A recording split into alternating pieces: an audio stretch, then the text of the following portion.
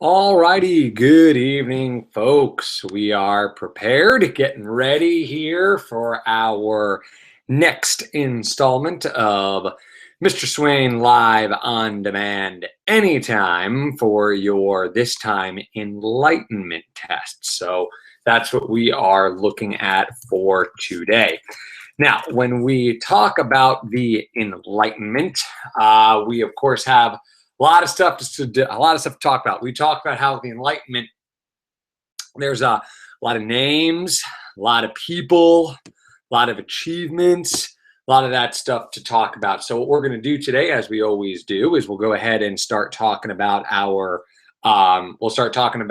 just a quick review, what we kind of talked about people-wise, and then we'll answer any questions that you may have. So again, go ahead and take a look at that chat feature on the right-hand side of your screen, and we'll start answering those questions just after we do a little bit of review here. So that's what the game plan is for today in terms of our review. So without any further ado, let's go ahead and get started. So when we talk about the Enlightenment, really there's a couple of different phases that we talk about when we're talking about the Enlightenment. So we can talk about the scientists, we can talk about the philosophers, and we can talk about the governmental side of it. But really the first important thing I want to talk about when we talk about the Enlightenment is just why we are here. What got us to this place? Why did we decide to do this? Well, remember, there's more to it than just, the Enlightenment. Remember, we're talking about world history. It might seem as if all of a sudden at one point in time we're talking about, okay, here's the age of discovery, and here's the exploration, and here's this and here's that. But that's really not what's going on here. Really what's going on here is they're all going on around the same time. So when we talk about the Reformation, when we talk about the age of exploration, when we talk about the Renaissance, one kind of bleeds into the other. And like we talked to you guys in class the other day, I don't want you to get the impression that all of a sudden one's over, another starts. One's over, another starts. That's not the way it works. These are kind of feeding into one another. In some cases, they're going on at the same time. So that's what I want to make sure we're kind of talking about in this regard. So when we talk about this, let's talk about, for where we start from the beginning, that what feeds into the Enlightenment? Well, a couple different ideas. The Renaissance feeds into the Enlightenment. And remember the key idea behind the Renaissance: humanism, improve mankind. Think more than just religious. Think outside of that religious box. Then you have the Reformation, which feeds into the Enlightenment. So you have this idea of questioning the church, questioning the fundamental order of things. Then you have the absolutism age, the age of absolutism, where we started to say, you know what, this absolutism is a lie. Government just isn't there. Government doesn't get their powers from God. Government instead gets their power from the consent of the governed. So, and natural rights. So all of these things are feeding into the Enlightenment. And if I could sum up the Enlightenment in one word, it's enlightened in sense of questioning. This is a time of questioning. People asking about why, people asking about how, people asking to prove why it's the case. So when the people say, when the king says, well, this is the way it is because I'm the king, well, why is that the case? Why? Well, that's the way it's always done. No. Well, I'm getting my power from the king, or I'm getting power from God. No, that's not the way it works. Prove it, right? So all that type of stuff is what's going on at this time. So all that, again, feeding into one, and that's where we're at with the Enlightenment. So if we go ahead and get started, let's talk about the scientists first, because I think those are the guys that really kind of start the Enlightenment. So let's make sure we got our scientists first that going on here. Remember, this is a time of scientific revolution. When we talk about the scientific revolution, this is the stuff we are talking about. So we're talking about that idea of, again, scientific method. Let's question things. And who's in charge of that? Francis Bacon. Francis Bacon is the guy who wants to start to talk about this idea of let's form a hypothesis, let's do an experiment, and then you know what? Let's question things.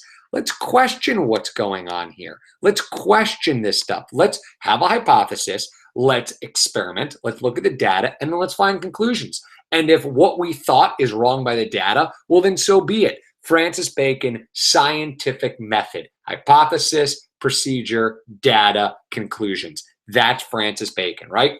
Then we talked about Robert Boyle. Robert Boyle takes it one step further. And instead of saying, hey, let's just question things, he says, let's have a control. Let's have a controlled experiment to say, okay, this is what's going on.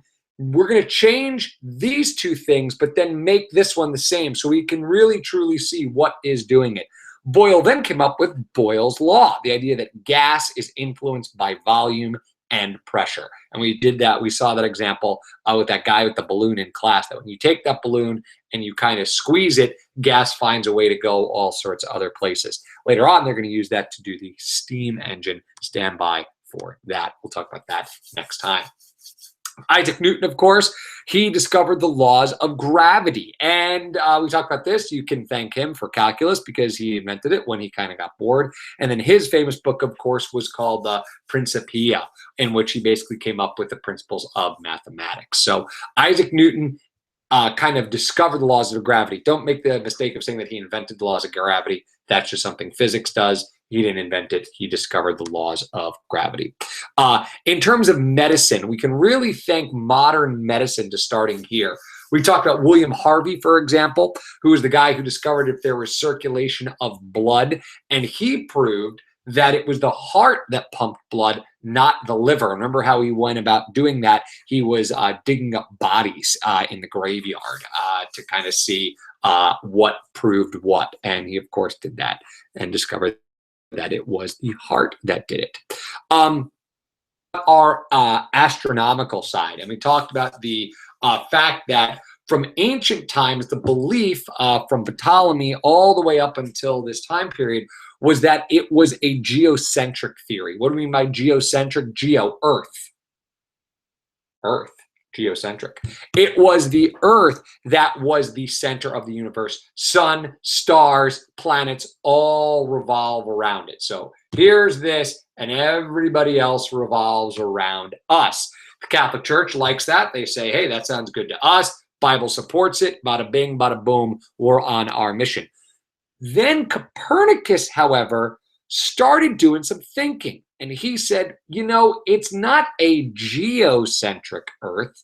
It's not a geocentric universe. It's instead a heliocentric universe. What do we mean by that? That it was the sun that was the center of the universe, so that it was a sun-centered. Now, Copernicus was also a pretty smart dude, did some experiments, calculated the circumference of the Earth within 0.5%, which is pretty good. Or 5%, which is pretty good. But he didn't publish his stuff until after he died. Why? This went again Catholic teaching. So he wanted to make sure that he did not get excommunicated from the Catholic Church.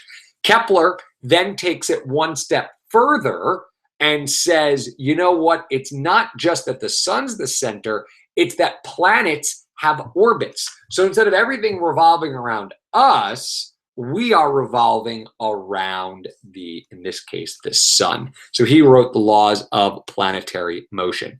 And then Galileo, of course, then went out of his way to prove that it was correct. It was heliocentric. Galileo Galilei wrote the Starry Messenger, used his telescope to discover that, yes, Kepler was correct, and that we do have a heliocentric universe. He, of course, was encouraged to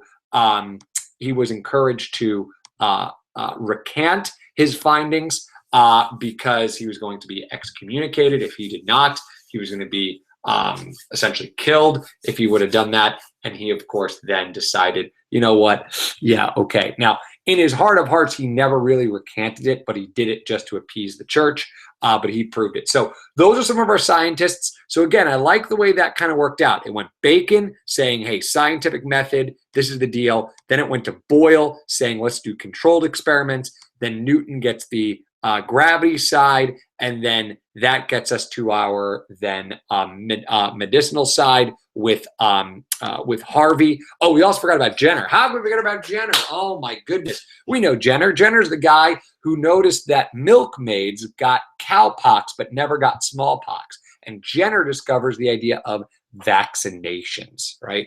And then going to astronomy, we have our Ptolemy believing that we're geocentric, followed by Copernicus thinking that we're heliocentric, followed by then Kepler saying planetary motion, and then Galileo proving all of those guys correct, right? Now, one of the big things about this is that a lot of this stuff was controversial, remember, because there was this conflict between science and religion. Conflict that we have today, faith versus observation.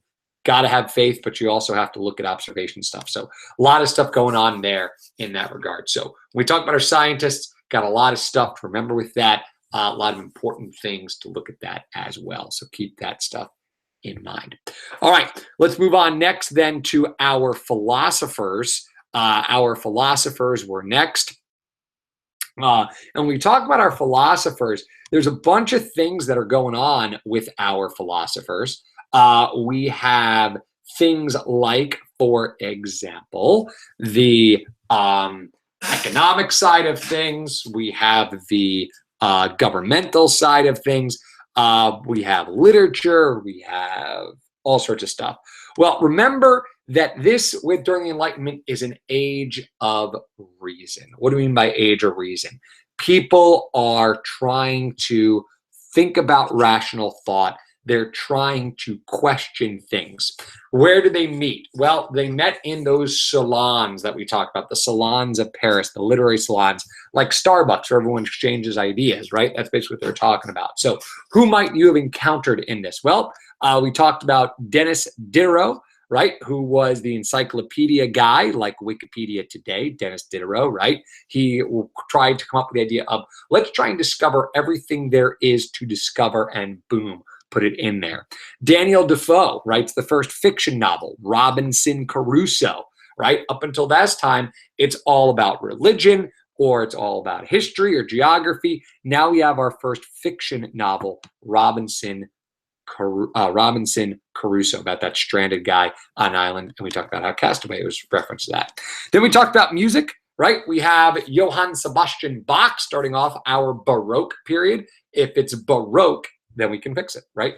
Baroque period, we talked about that. Go ahead and look at your sheet that I gave you to say the difference between Baroque and classical, and then so you have your Baroque, you have your classical, and then you have your, wait for it, romance. So we'll talk about that stuff. All right, classical then moves on.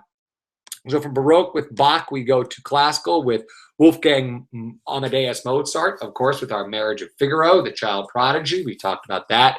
He was a composer of music. He was, again, quite the child prodigy in that regard.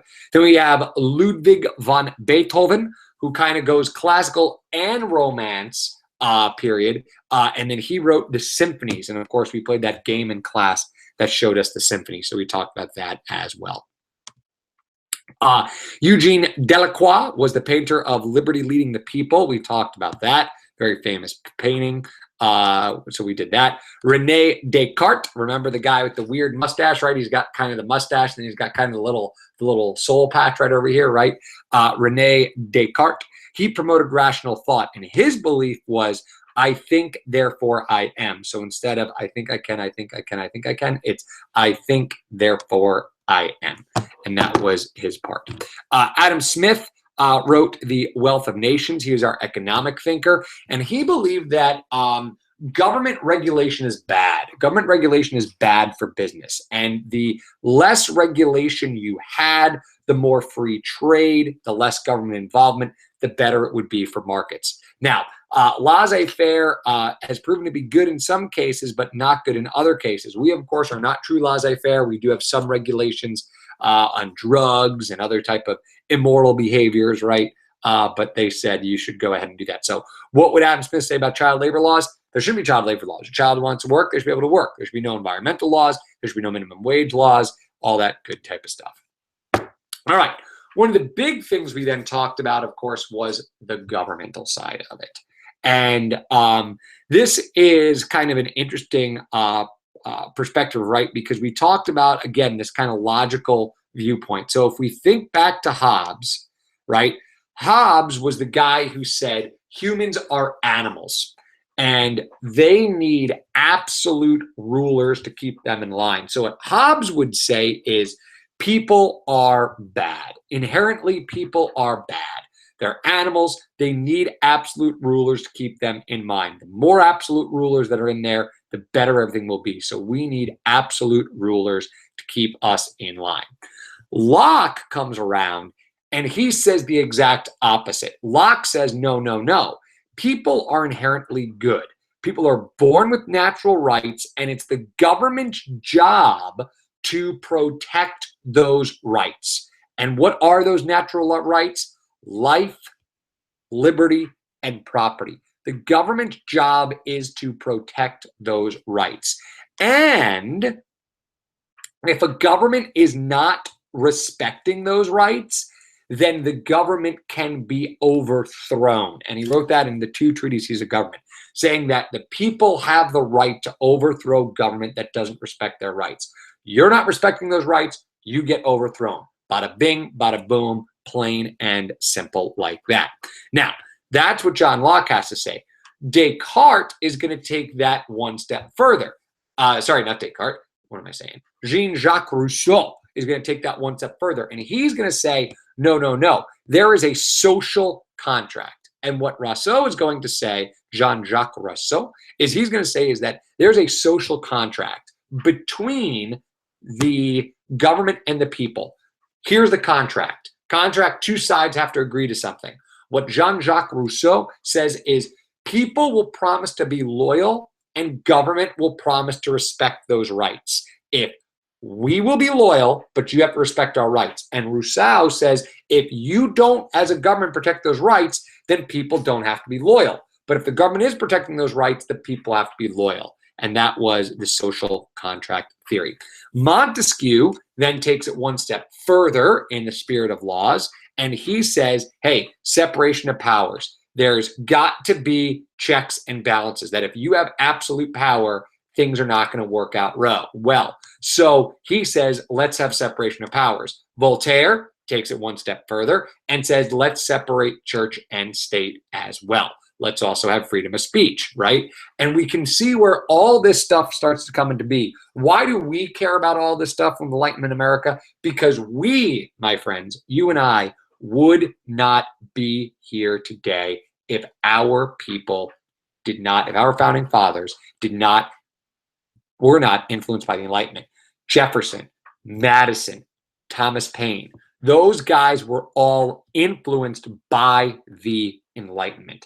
And they used the Enlightenment to say, they use the Enlightenment to declare independence. What's kind of cool is they took the theory of the Enlightenment of people have natural rights, government have to respect rights, there's a social contract, checks and balances. They took a theory of the Enlightenment and they made that theory into a case study. They applied that theory to the real world, which is pretty gosh darn cool. Well, how do we go about doing that? We, of course, go about doing that because of the American Revolution. And we, of course, know American Revolution, very important from our perspective because that's essentially who we are. But again, the major effect on your enlightenment is, of course, the American Revolution. So American Revolution starts with the French and Indian War, right? French and Indian War, French and Indians versus the colonists and the British. Of course, we know that the colonists are, of course, going to defeat the French. So the French will be defeated. No more parlez-vous français. We showed our map of the New World, the American continent. The French are taken away from that. So the causes of the American Revolutionary War start when there's no more France to threaten the colonies. So Americans say, okay, you can go away now. But the British, we talked about this idea of salutary neglect. The British say, you know what? We left you alone for too long. We got to keep a closer eye on you. So the king and the parliament are broke because of the war. So they raise taxes in the colonies. The colonies don't like it. No taxation without representation, of course, is the battle cry. And then, of course, the colonists react to the anger. They react in anger by holding the Boston Tea Party, where colonists protest that taxes were destroying the British tea. So they did that. British take away freedoms as a punishment. Again, we talked about kind of all this idea. And then, of course, there's this cry of, hey, we are not being represented. If we were represented and had a say, we might not be able to have to do this. So Thomas Jefferson writes the Declaration of Independence for basically stating this is why we are doing this. Or to put another way, this is why we're hot. This is why you're not. So the Thomas Jefferson's going to write the Declaration of Independence, and he's going to say, in effect, are you ready? In sync it with me. Bye. We'll do it one more time. Bye. That's right. Thomas Jefferson writes the Declaration of Independence to not just declare independence, but to say this is why we are doing this. And why are we doing it? Because the British are violating our rights. American rights being violated by the British. We need to stop that. We need to make sure we are going ahead and doing that. So, Declaration of Independence, of course, we hold these truths to be self-evident, that all men are created equal. There's that whole line. That they're endowed by their creator with certain unalienable rights, life, liberty, pursuit of happiness, right? That secure these rights, governments are derived from the just powers, consent of the governed. Boom. Right of the people to alter, abolish it, and institute new government. This is all influenced by the Enlightenment. All those things we talked about are there. All right, Lexington and Concord are the first battles. Saratoga is where the French are going to come apart. The French are going to work with America after Saratoga because America shows, hey, we can do this. And then Yorktown will be the final battle, and the U.S. wins. Greatest upset of all time? Maybe. But of course, remember, the French came to help us out, and that's how we went ahead and did it. So one of the things, of course, you see is the whole idea of the Enlightenment, that there's all these Enlightenment ideas. The Constitution shows and basically, we talked about this, the philosophers had their ideas stolen or quote-unquote influenced by the government, right? So social contract is in there, consent power of the governed, separation of powers, checks and balances, all that stuff's in there, Bill of Rights, freedom of speech, all those types of things. So basically, the idea behind the Enlightenment is that we were shaped by the Enlightenment. And that is, my friends, our crash course in the idea of the Enlightenment. So let's take some questions, see what questions people have on this. Be curious to see what questions people have. So the first question that is asked by Ms. Ashton is the Enlightenment CD project due next class? I can't find it on Blackboard. Ashton, your teacher, Mr. Swain, is a horrible, horrible man. There's really no other way of describing it. I 100% completely forgot to post that on Blackboard. So no, it is not due next class period. Maybe we'll do it on Wednesday. We'll talk about it before Thanksgiving break, but no, I'm a bad teacher. I apologize. All right. Victoria says, me neither. Well, Victoria, I just answered that question, so there you go. So are there going to be any map questions, asks Victoria. Are there going to be map questions? There are always map questions on there, Victoria. I could maybe foresee a question or two about where the French-Indian War took place, the before and after of what the French territory looked like before the war, and then what it looked like after the war. So I could maybe see that as well. Could maybe see a question on where certain Enlightenment people were from, like Rene Descartes and Diderot, and all those folks from France versus our Enlightenment followers like John Locke and Adam Smith from England. So might be able to see something like that. But this is not a really map-heavy question, but certainly is very content-heavy in that regard. So not a whole lot of map stuff, but possible map stuff. All right, let's see. Anybody have any more questions? Does not look like it.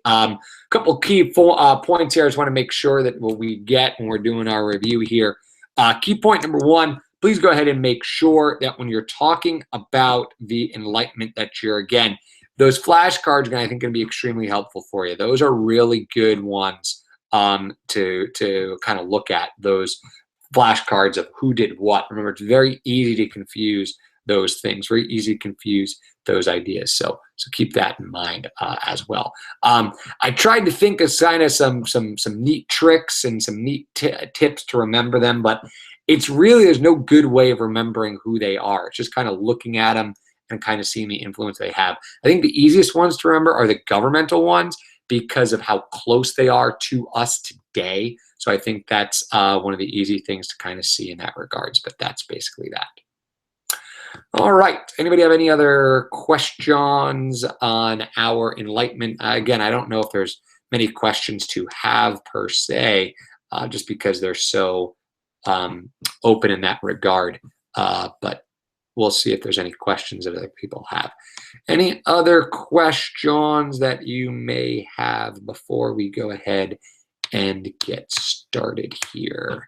Anything else? Well, I hate to shut it down so early, but I mean, I guess we talked, I mean, I kind of talked about all the stuff that there was. Might just be one of those quick reviews this time around. So, John L., did the French Revolution take place in Paris? Good question, John L. The French Revolution did take place in Paris, but that's next unit, not this unit. As we talked about, the French Revolution is where things go bad. If the American Revolution is the, like, hey, this is great, the Enlightenment's being followed to a T, and look at all this great stuff, the French Revolution is where things start to go bad. So that is something you can look forward to seeing the next time we come through. So French Revolution did take place in Paris, but again, we'll talk more about all that stuff later on. Lots of bloody stuff. Really not a great Thanksgiving conversation. French Revolution is not something you want to talk about over Thanksgiving dinner table. So we'll do it after Thanksgiving. But again, it's when the Enlightenment goes bad. Good side, American Revolution. Bad side, French Revolution. All right. Let's still get those questions in, as we still do have some more time for those. So go ahead and continue to ask those questions. Always good to see if anybody else has any more questions before we kind of depart tonight. Give you another couple of seconds here, and then we'll shut her down so I don't sit here and just continue to talk to myself over and over again. I guess talking to yourself is not the problem. Answering yourself is. That's what everybody says. So that would not be good. What are you talking about? I didn't say anything wrong. What? Huh? What? No. What? What? Oh, gosh. I'm starting to talk to myself now. And that's not a good sign. So we will see you tomorrow. I'm shutting it down. Relax. Chill, all right? I'm just trying to say goodbye. Have a good rest of your night. Enjoy, and we will see you tomorrow. I'm shutting it down. Would you calm down? I'm shutting it down right now.